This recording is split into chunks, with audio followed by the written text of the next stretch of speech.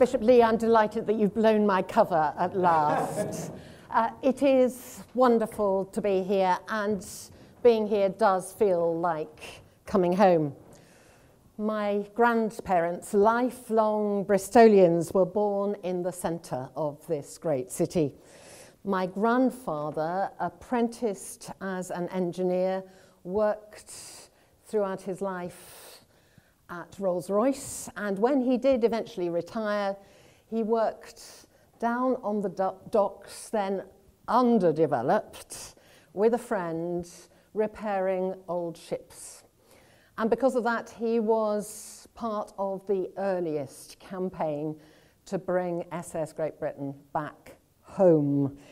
We thought that was a very odd campaign at the time, and we were delighted to be proved wrong.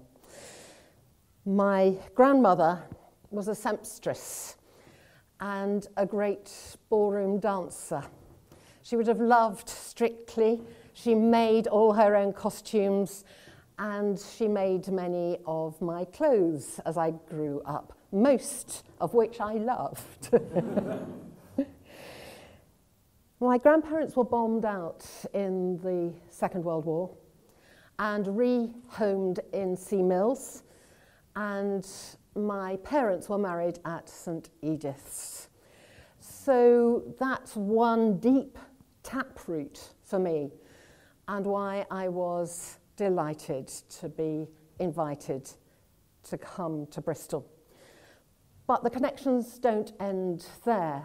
My sister, sometime later, worked at the Natural Environment Research Council in Swindon. She lived in Purton and found a welcome at St. Mary's Purton, where she was married. And her daughter is now living in Bristol.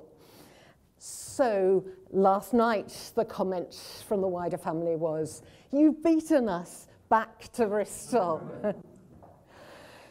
As a student, I was part of a mission weekend at Malmesbury Abbey, where the Abbey community encouraged me, recognizing that I was a novice evangelist, still taking my very first steps in talking publicly about how God had transformed my life in the power of the Spirit and in the name of Christ.